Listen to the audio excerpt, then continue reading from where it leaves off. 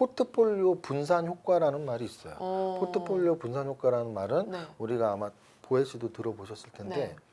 계란을 한 바구니에 담지 말아라라는 네. 말들을 많이 하거든요. 네. 안녕하세요. 슈퍼개미 이세무사TV의 정보혜입니다. 오늘도 슈퍼개미 따라 부자 되기 위해서 이정윤 대표님을 모셨습니다. 안녕하세요, 대표님. 안녕하세요. 재테크는 이세무사! 네, 오늘은 이정윤 대표님과 순자산 관리에 대해서 말씀을 나누는 날인데요. 부동산 살 돈은 없고 그렇다고 주식은 사기라는데 어떻게 하면 순자산을 높일 수 있을까요? 그러게요. 네. 부동산 살 돈은 없고 음. 주식이 사기면 음. 비트코인을 할 수밖에 없는데 네. 또 비트코인도 사기라는데 도대체 할 게 없네요. 네. 그럼 이제 은행에 넣어놔야 되는데 네.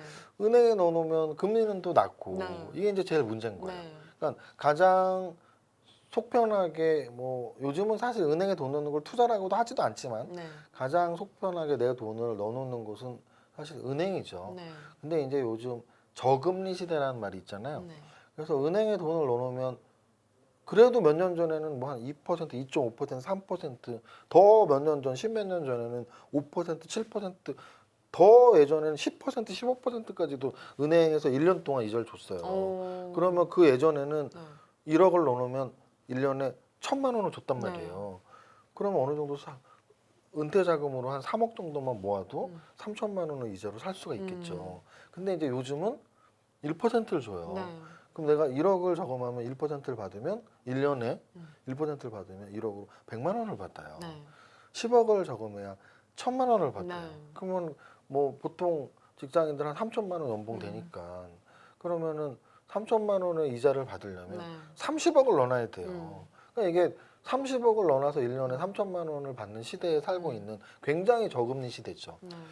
은행에 돈 넣는 건 너무 기회비용이 큰 거죠. 네. 저 1억을 넣어놨는데 100만 원밖에 안 줘 1년에.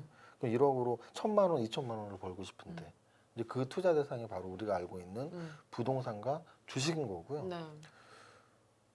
부동산과 주식 둘 다 공부를 열심히 해서 둘 다 하면 좋습니다. 네.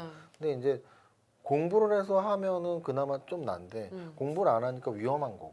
그리고 또 하나는 공부를 열심히 해도 은행보다 위험한 건 사실이에요. 네. 은행보다 부동산과 주식이 더 위험하기 때문에 기대 투자 수익률이 더 큰 거거든요. 네. 그래서 우리가 분명히 투자론의 핵심 문구 중에 하이 리스크 하이 리턴이라는 말이 있습니다. 네. 높은 위험에는 높은 수익률이 따른다. 네. 위험을 감수하면 보상도 더 크다. 네. 이거를 정확히 인지하시고 네. 야, 난 위험 필요 없어. 그럼 은행에다 돈 넣으면 되고 야, 나 진짜 1억에 100만 원밖에 안 주는 건 말도 안 되는데 그러면 위험을 감수할 마음으로 부동산과 주식 공부를 해서 투자를 하면 된다. 네. 이게 순자산 관리 핵심입니다. 근데 그렇게 위험을 감수하고 투자를 했다가 원금이 다 사라지면 부자가 되지 못하지 않나요? 부자가 되지 않고 네. 부자의 반대말 거지가 되겠죠. 네. 내가 열심히 3억을 벌었는데 3억을 투자를 했는데 3억이 빵원이 되면 거지가 되는 거죠. 네. 그래서 이게 부자가 되려다가 거지가 되면 어떡하지? 네. 뭐 이런 거죠. 그러면 이제 여기에서 아까 제가 하이 리스크 하이 리턴을 말씀드렸다면 네. 또 중요한 게 하나 있어요. 네. 뭐가 있냐면 이 재무관리 투자론 쪽에서는 네. 포트폴리오 분산 효과라는 말이 있어요. 어. 포트폴리오 분산 효과라는 말은 네. 우리가 아마 보혜 씨도 들어보셨을 텐데 네. 계란을 한 바구니에 담지 말아라라는 네. 말들을 많이 하거든요. 네. 계란이 이제 내가 투자한 대상이에요. 네. 근데 이 투자한 대상이 깨져버리면 네. 빵원이 되면 나는 거지가 된단 네. 말이에요. 그런데 3억을 한 군데에 담지 않고 1억씩 세 군데 또는 3천만 원씩 10군데에 담았다면 모두가 아주 위험해서 모두가 빵원이 되지 않거든요. 네. 그게 바로 포트폴리오 분산 효과입니다. 그래서 네. 우리가 위험을 감수해야 하지만 그 감수한 위험을 좀 더 줄여나가기 위해서는 이곳 저곳 저곳에 분산 투자를 하면 위험을 좀 줄일 수 있다. 뭐 이렇게 좀 이해를 하시면 좋을 것 같습니다.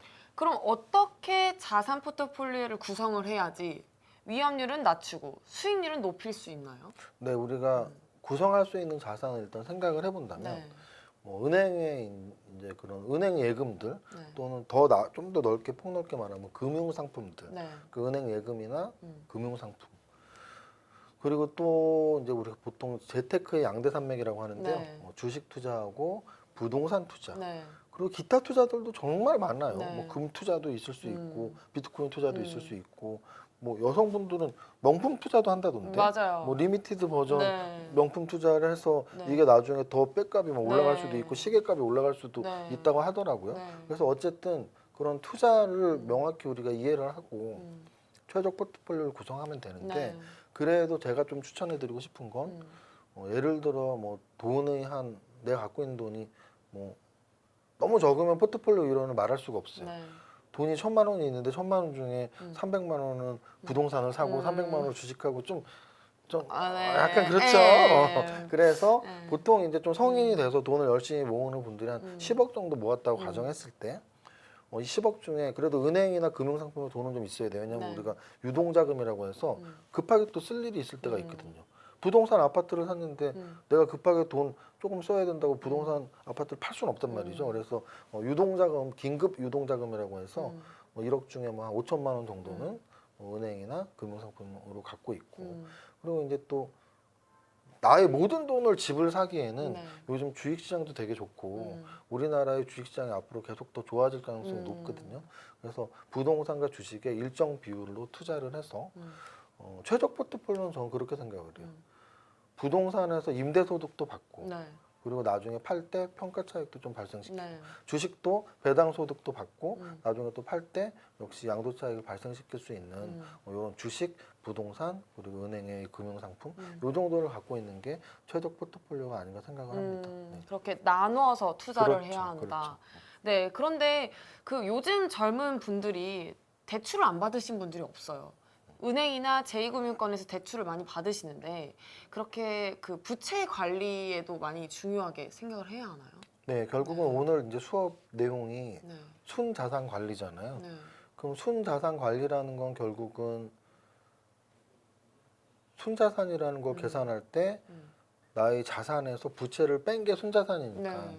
자산으로 내 포트폴리오 수익률을 높이는 공부도 해야 되지만 네. 부채 관리를 잘하는 공부도 해야 돼요. 네. 오늘은 부채 관리에서 한 2개 정도의 포인트를 말씀을 드리면 네. 첫 번째는 보다 낮은 금리의 대출을 받아라. 네. 그리고 우리가 특히 젊은 분들일수록 은행을 워낙 겁내하시니까. 근데 사실 진짜 겁내야 될 때는 은행이 아니고 뭐 제2금융권 또는 사채 이런 거죠. 네. 그래서 먼저 은행에 노크를 해보시고 네.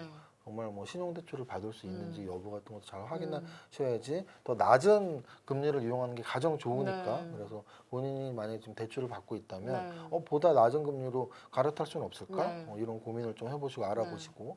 그리고 또 하나는 이 부채 관리에서 핵심은 과연 부채를 꼭 만들어야 되냐의 네. 문제예요. 근데 이제 어떤 우리가 부동산 집 구입을 할 때도 부동산 담보대출을 받아서 사는 경우도 많이 있고 네. 주식 투자를 할 때도 주식 담보대출을 받아서 네. 좀 더 큰 금액으로 주식을 하는 분들도 많이 있는데 네. 이 레버리지라고 하는데 네. 레버리지를 일으키는 건 나는 더 큰 돈을 벌고 싶다라는 의미거든요. 근데 이제 더 큰 돈을 벌기 위해서는 레버리지를 일으켜서 그 투자 대상이 잘 올라가야 돼요. 네. 그래서 우리가 함부로 레버리지를 일으키면 안 되고 네. 적어도 내가 사는 집을 구매할 때 뭐 한 30-40% 정도의 네. 은행 주택담보대출을 받는다거나 또는 정말 우량한 종목, 정말 이거는 내가 오랫동안 중장기 투자를 하고 싶어 했는데 그 종목의 움직임이 참 좋게 나타나면 조금 주식담보대출을 받아서 매수한다거나 뭐 요 정도의 레버리지 관리는 꼭 필요할 때는 하면 되지만 뭐 웬만하면 안 하는 게 좋지만 꼭 필요할 때는 해도 된다. 그래서 금리를 낮추고 레버리지 관리를 잘하는 게 부채 관리의 핵심이라고 생각합니다. 네. 대출을 받으실 때 꼭 필요하다면 대출을 받으시되 금리가 낮은 상품으로 대출을 받으셔야 된다. 이렇게 정리하면 좋을 것 같습니다. 네. 정확합니다. 네, 그럼 너무나 좋은 말씀을 나누신 이정윤 대표님께 감사드리고요. 지금까지 순자산 관리에 대해서 말씀을 나눠봤습니다. 그럼 구독, 좋아요. 알림 설정까지 띠링, 띠링띠링 부탁드립니다. 감사합니다.